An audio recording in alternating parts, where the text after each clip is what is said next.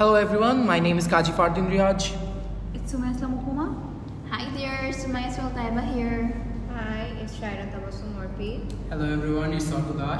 Hello everyone, it's Sumaiya Tisha.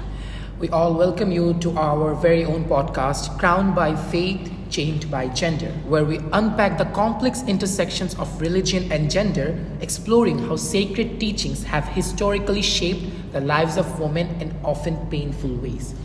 Throughout time, religion has been used as both a guiding light and a tool of control, with women frequently bearing the brunt of oppressive practices justified by divine authority. Today, we are diving into the role of three major religions: Hinduism, Christianity, and Zoroastrianism, and the ways their norms have created environments where women face punishment and restriction simply due to their gender. We will also take a look at how these traditions have evolved and how women today are challenging these centuries-old norms to reclaim their voices.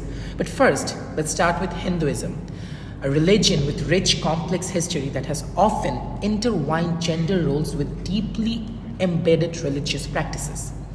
And with that, let's hand it over to our first speaker, who will take us through how Hindu religion norms have historically punished women and continue to influence gender expectations in modern times. So, Arghya.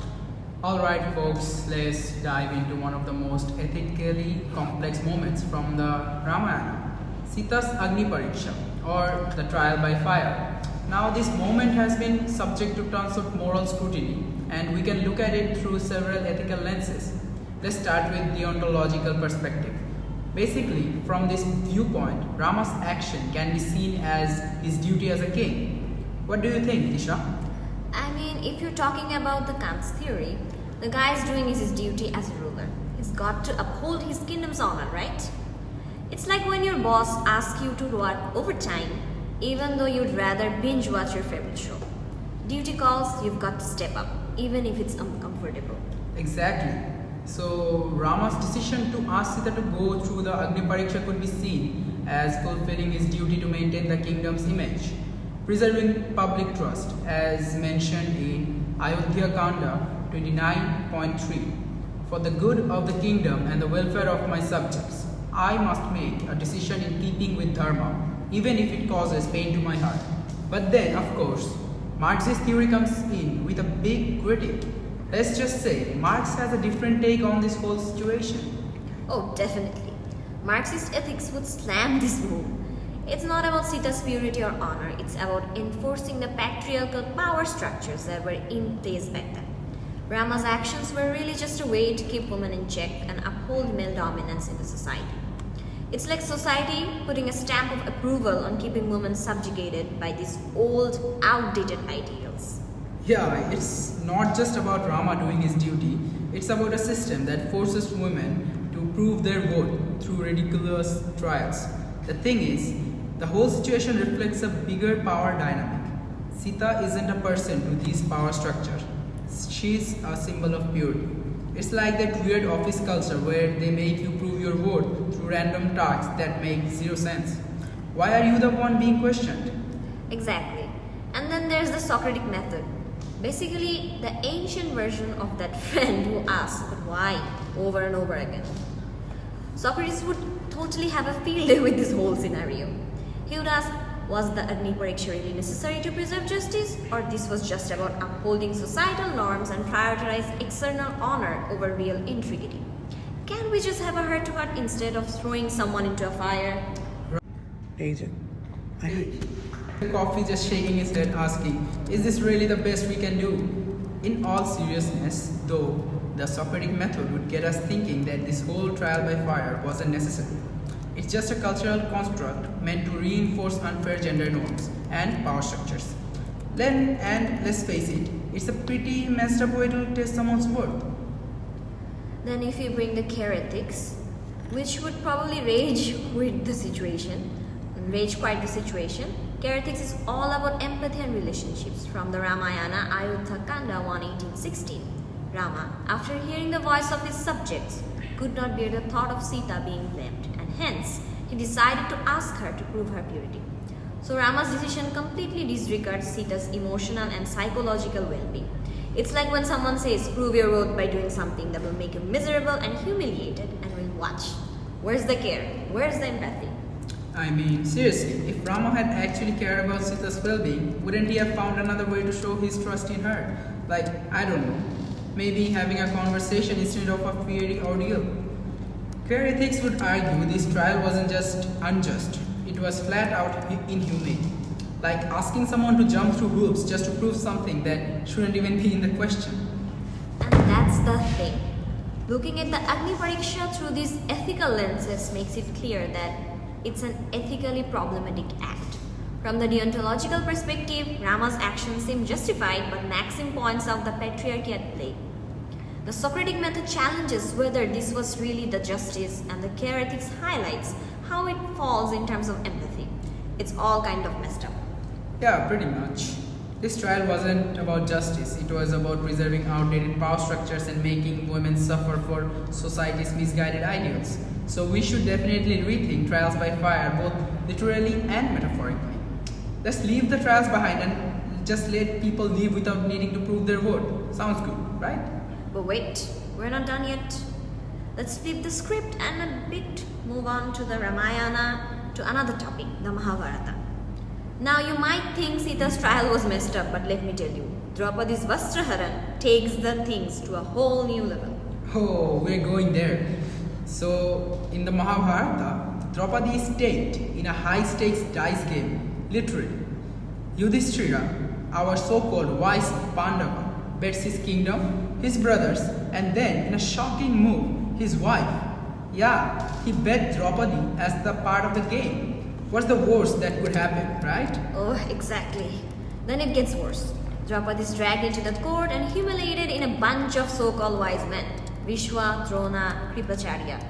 And not one of them speaks up. Not a single person stands up for her. They sit there as passive spectators watching this show and scene unfold. Yeah, and it raises two huge ethical questions. First, can duty and loyalty to authority ever justify staying silent when something this messed up is happening? And second, how can a person be treated like property? To be gambled away in a game of dice? Spoiler alert, it can't and it should not. It's like you're at a party and your friend is about to make a terrible decision, but you stay silent and thinking, oh, this isn't my problem. But here, staying silent is the problem. And it's just not Draupadi's humiliation. The real tragedy here is the silence. And then wait for it, the most absurd thing happens. A miracle saves her, literally. Krishna turns her sari into an unbreakable fabric, saving her from being disrobed.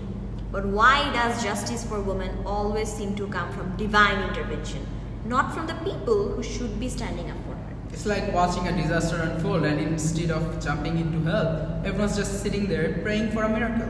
Sounds familiar, right? Like how society sometimes watches injustice happen, hoping someone else will fix it. Oh, absolutely.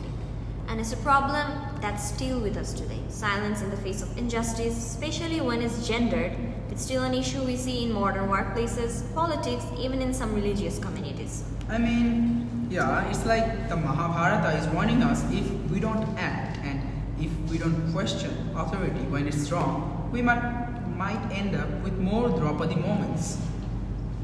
Speaking of ethics, let's bring in Kant's deontology. According to Kant, every individual must be treated as an end in themselves, not as a means to an end. So, Yudhishthira staking Draupadi, definitely a violation of her dignity. Kant would have been fuming over that. Right? It's like reducing a person to a bargaining chip in a game. And then there's feminist ethics. Carol Gilligan would be furious. The court's cold detachment, their obsession with duty over human compassion is a moral failure. No one cared about Draupadi's trauma or her suffering. Exactly. And then there's John Rawls' theory of justice. If any of these men in court had to put themselves in Draupadi's shoes, they would have made a much fairer system. But no, they were too busy upholding the old guard. And don't even get me started with Confucian ethics. The silence of Vishwa, the others, is a collapse of moral responsibility. They should have stood up and protected the vulnerable. Well, in the end, Draupadi's Vastraharan isn't just an ancient tale. It's a reminder of how dangerous it is when tradition, power, and misplaced loyalty overshadow justice and humanity. So let's ask ourselves, are we still staying silent when we should be speaking up? That's the real question.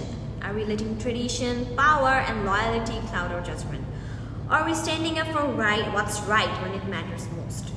Now, that's a discussion for another time. Okay, now that we have explored the deeply gendered norms in Hinduism, particularly the trials women have faced in the name of purity and honor, let's shift gears a bit and move to Christianity. While both religions share some similarities in the treatment of women, Christianity's historical practices and scriptures have also had a significant role in shaping gender roles, especially when it comes to the punishment and subjugation of women. From witch hunts to the idea of original sin, women's autonomy has been fiercely controlled. So let's dive into how Christianity has used religious doctrine to enforce gendered norms and what that means for women's role in the faith. So, Taiba. Alright, folks. Today we're diving deep into the intersection of faith, gender, and justice. Let's start by discussing how certain Christian teachings have historically contributed to the moral treatment and mistreatment of women. A perfect example of this is the brutal practice of stoning women accused of witchcraft or moral defiance. Now, is it morally justified to kill someone based on an accusation, regardless of the consequences? Let's hear it out from Orpi. Right? That's a heavy question. From the standpoint of feminist ethics, the answer is a resounding no.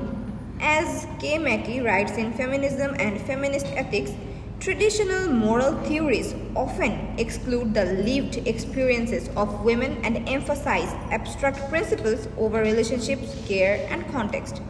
Feminist ethics argues that moral reasoning should take into account how power structures, like patriarchy, shape ethical norms. And in the case of stoning, accusations were often made without any evidence, yet they led to deadly consequences for women deemed disobedient for danger or dangerous. Exactly. The practice of stoning isn't just about a punishment. It's a way of enforcing patriarchal control. Women were often accused of being witches for reasons as petty as owning a cat or simply having an opinion. This brings us to Stuart Hall's theory of representation. Hall argues that marginalized groups are often depicted as the symbolic others. The figure of the witch becomes a visual spectacle, the embodiment of sin, rebellion, and threat.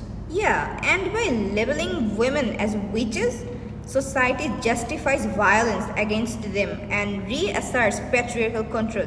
The witch becomes a scapegoat, a representation of fear, deviance, and disobedience. It's almost like being judged by ancient townsfolk who think sneezing is witchcraft and believe the earth is flat. It's so ridiculous when you put it that way, right? It's just not ridiculous. It's terrifying. It's a visual culture of control, a way to marginalize women by turning them into symbols of everything society fears. And this extends into religious teachings as well. Take Deuteronomy verse 22, line 20 to 21 for example, which says, "If the evidence of virginity was not found for the young woman, then they shall bring out the young woman to the door of her father's house, and the men of her city shall stone her to death." This is an example of how women's lives were subjected to communal violence based on unverifiable claims. My god, it's chilling. Virginity becomes not just a personal attribute, but a matter of family order, public shame, and grounds for execution. It's clear that women's worth is being judged solely on their sexual purity, and if they fall short of that ideal, they face the ultimate punishment. So, is it morally acceptable to value a woman's worth based on her virginity? This perpetuates gender inequalities and objectifies women, reducing them to nothing more than vessels of purity or family pride. And you know what?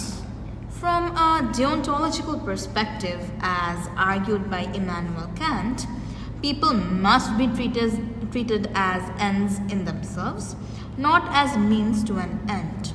Judging a woman's worth by her virginity turns her into a means to uphold family honor or societal norms.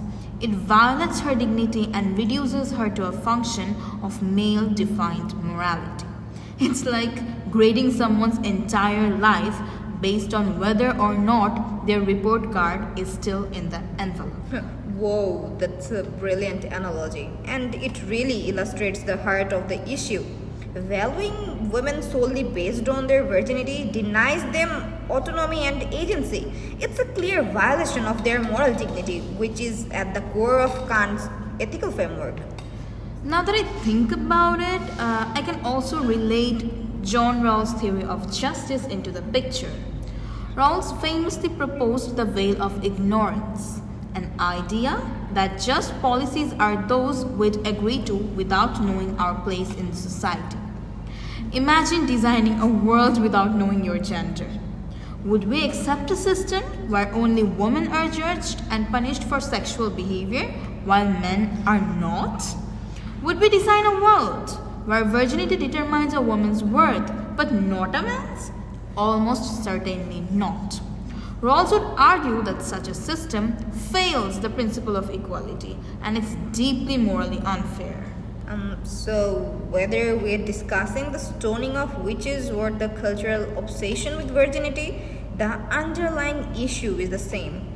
Women have historically been denied moral consideration and equal treatment. These practices and teachings are deeply rooted in patriarchal systems that use religion to justify control and violence.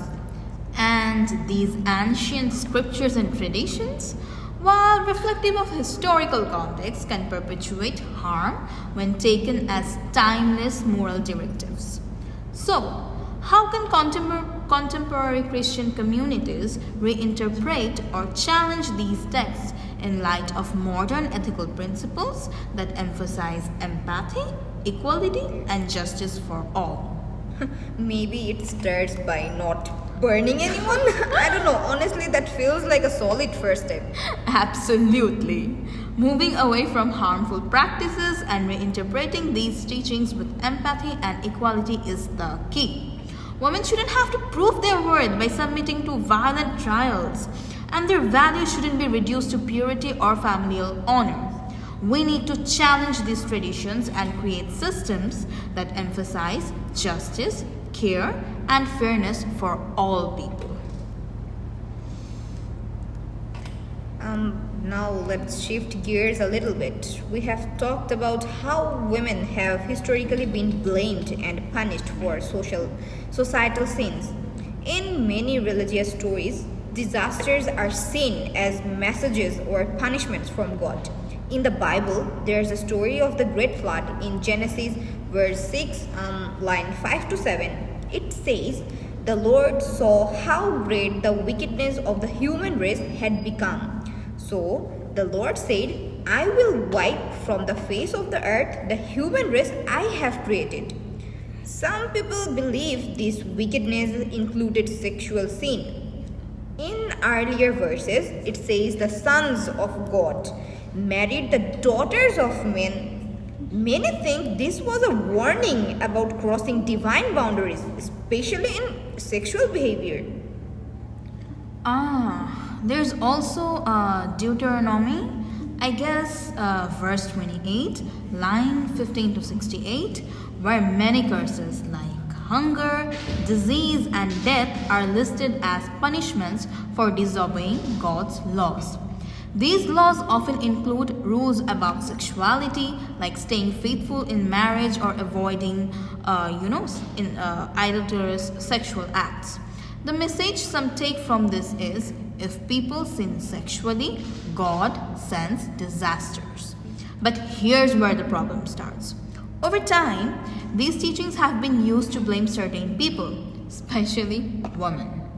Society often sees women as the ones who cause sin because of how they dress, speak, or behave.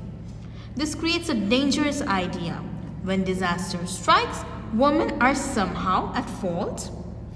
Now let's think about this with ethics in mind. Feminist ethics say we must look at how power is used in relationships. It asks who is blamed, who suffers. Most of the time, it's women and people from marginalized groups. That's not fair. Relational ethics, on the other hand, focuses on care and connection. Instead of blaming, it asks how we can support each other. Are we building healthy relationships, or are we using old beliefs to harm others? I mean, utilitarian ethics wants to reduce suffering and increase happiness, but blaming disasters when women's behavior only creates more pain, fear, and division. So, in short, these beliefs hurt more than help. I agree. When bad things happen in society, like crimes, scandals, or disasters, women are often the ones pushed into the spotlight to take the blame. Sometimes they are even sacrificed in courts or in public judgment to keep others safe or to protect a group's image. In the Bible, we see examples like the woman caught in adultery in John verse 8, line 3 to 5. Religious leaders brought her to Jesus and said, "Teacher, this woman was caught in the act of adultery. In the law, Moses commanded us to stone such woman." They didn't bring the man, just the woman. Jesus famously responded, "Let any one of you who is without sin be the first to throw a stone at her." This shows how society often judges women more harshly than men. And even today, in many places, women are blamed in court for sexual crimes while men are protected. Exactly. It's a powerful moment, right? It shows how women are often blamed for sins while men are allowed to go free. This episode really highlights the imbalance in how women are judged. Feminist ethics tells us this is a power issue. The legal system often protects the powerful and punishes the weak. And that usually means women, especially poor or marginalized women, are hurt the most. And you know what? It's just not about the punishment. It's about power dynamics and how society uses women as convenient scapegoats for broader problems. Relational ethics, which focuses on care and connection, would argue that justice should be about fairness and understanding the full story. Instead of using women as scapegoats, we need systems that look at the truth, not just who's easiest to blame. That's right. And if we apply utilitarian ethics here, asking what leads to the most well-being for everyone, it's clear that blaming and punishing women unfairly causes more pain, not less. It creates a culture of fear and division, and it perpetuates injustice. Exactly. Justice system should be about fairness, not using someone to cover up flaws in society. We need to create systems where everyone is treated equally and women aren't scapegoated for the sins of others. So, to wrap up, today we have covered some difficult and uncomfortable truths. From the stoning of women accused of witchcraft to the cultural obsession with virginity, it's clear that patriarchal systems have historically used religion to control and oppress women. And even today, in legal and social contexts, women continue to be blamed and punished disproportionately. Right. But it's not all hopeless. By applying ethical frameworks like feminist ethics, deontology, and justice theory, we can begin to challenge these harmful traditions. We can create systems based on empathy, care, and fairness where everyone, regardless of gender, is treated with dignity and respect. Exactly. Let's keep asking the tough questions and pushing for change.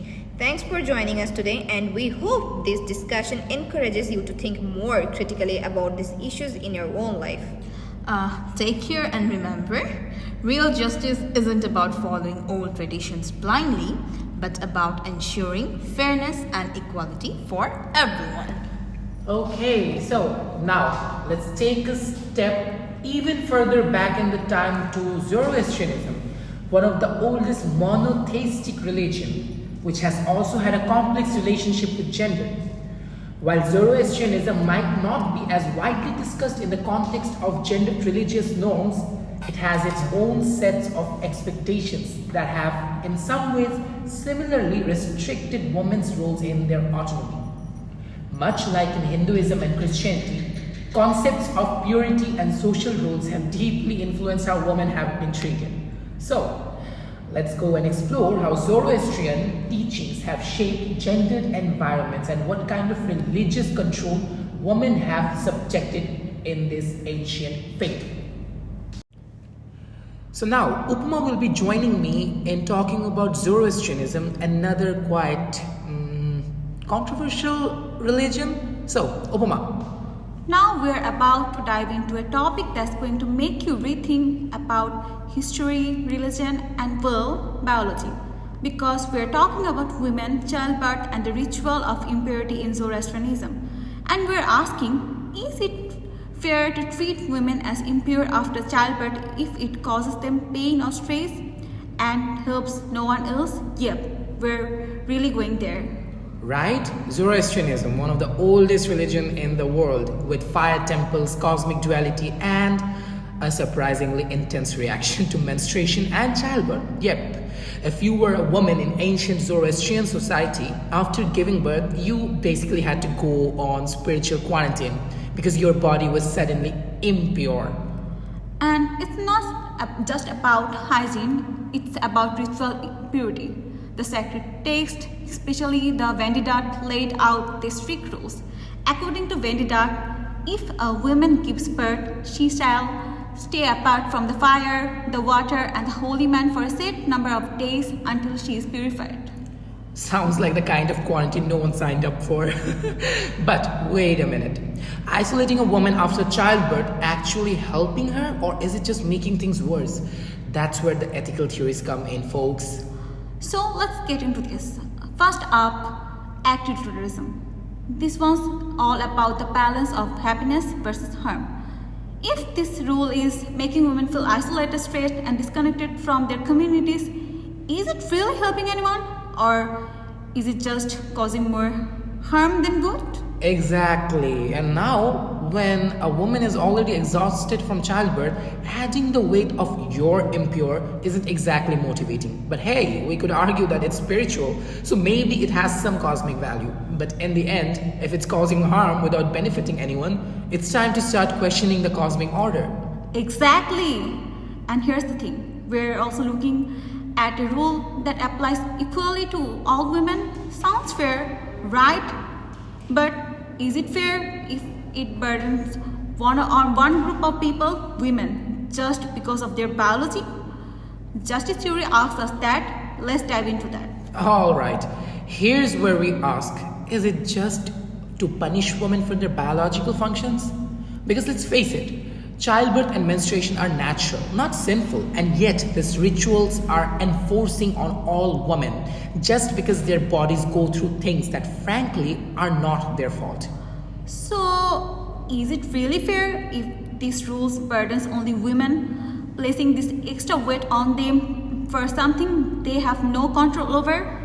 I think we can both agree this isn't justice, it's cosmic double standard. Cosmic double standards? Now there's a phrase from science fiction novel. And let's not forget, in the Vendidad, the rule is not just about impurity from childbirth. It's even worse for women who give birth to girls. They have to remain in isolation for double the time than if they give birth to boys. Yeah, double the time. Because apparently girl babies come with extra impurity or something. You can't make this stuff up. Now folks, this is where Stuart Hall comes into play. He talks about representation, how society constructs reality through images and ideas. So when women's bodies are represented as impure or dangerous in these religious texts, it shapes how society views women in general. It's not just a neutral description, it's a cultural construction. Exactly. Hall argues that These representations are political, meaning they reinforce power structure, and in Zoroastrianism, the representation of a menstruating and postpartum woman as impure is a way of keeping women out of sacred places and rituals. It's not just about keeping the fire holy, it's about controlling women's access to power and status. And guess what?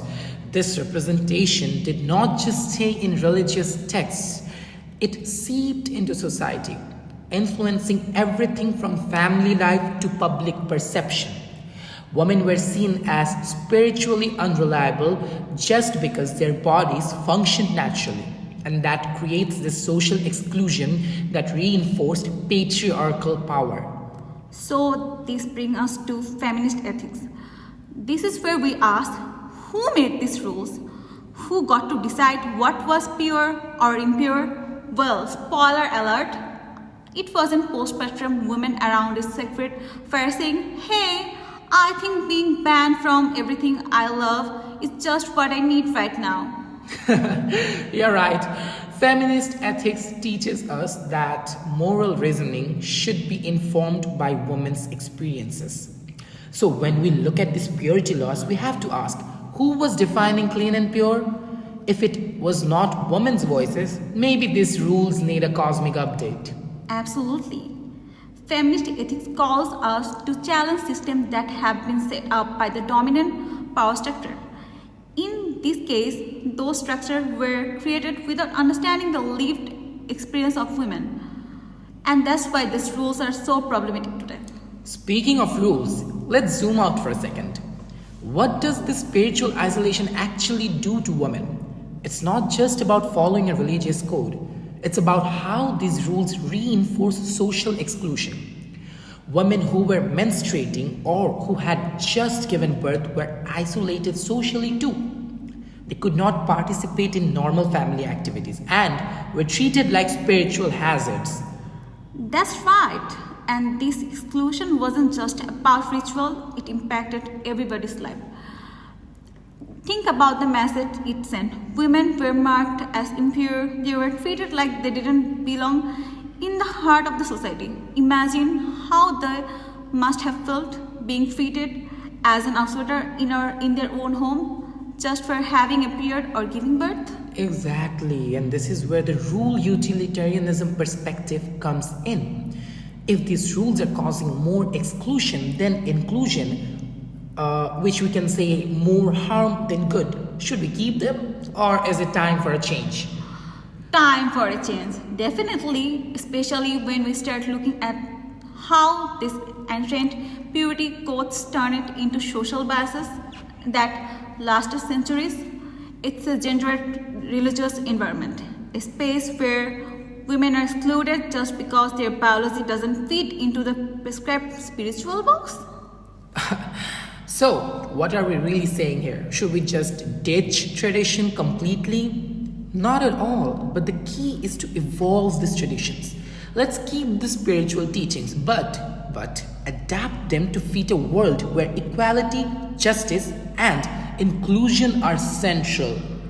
Exactly, it's time for a cosmic update. Folks, if these rules aren't making the world better or more harmonious or more peaceful, maybe they need to change.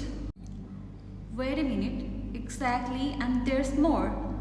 According to Vendidad verse 2, it says, they shall isolate a half or a third or a fourth or a fifth part of the house, lest her look should fall upon the fire. Now you are not just isolated from the temple, you are isolated from your own house, and here where we bring in feminist ethics again. This isn't just about some dusty old religious law, it's about real women being told they were spiritually contaminated just because something natural as menstruation, women's experience and their bodies were treated as threats to spiritual order. Yep, and the Vendidat goes further. If a menstruating woman looks upon the fire becomes unclean and must be purified. I mean, really? A fire becomes unclean just because a woman is looking at it? Talk about a cosmic overreaction. It's kind of like the ultimate cosmic gaslighting, isn't it? You're holy, but only when you're not doing that thing your body naturally does every month. It wasn't just about isolation, it was about the family being forced to reinforce this. It wasn't a private decision, it was a social one. The family had to treat the menstruation woman like she was spiritually radioactive, literally radioactive. She was even served food in iron or lead containers. Yeah, and they even had to purify the house with a bull's urine afterward. Imagine telling your family, hey, so now that I'm menstruating, can you please clean the house with some cow pee? That's one way to make a girl feel special, right? Right, but here's the real kicker. Women weren't seen as evil per se. In fact, they could still be righteous or moral as long as they weren't menstruating. But once they started, bam, they were like spiritually contaminated. So the message is clear. When you are biologically doing what you're supposed to do, creating life, or it's a threat to spiritual order, that's the ultimate gendered religious environment. Exactly. So let's wrap up. Zoroastrianism's rules about menstruation and childbirth are not just about doctrine. They have created a cultural system where women are pushed to the margins based on their biology. It's time to ask, how do we evolve beyond these outdated practices? How do we create spiritual spaces that are truly inclusive, where both men and women are treated equally without the stigma of their natural bodily functions? That's exactly it, Fardin. It's time to challenge this tradition, update them, and create a more inclusive and compassionate environment. Women's body are not a threat to the divine; they are a part of it. Well said, Sumaiya. So, thanks for tuning in to Crowned by Faith, Changed by Gender. We are so delighted to have every speakers and with our thought-provoking discussions on how religions and gender intersect. Until then, remember to keep questioning the norms and don't let tradition hold you back from what's right.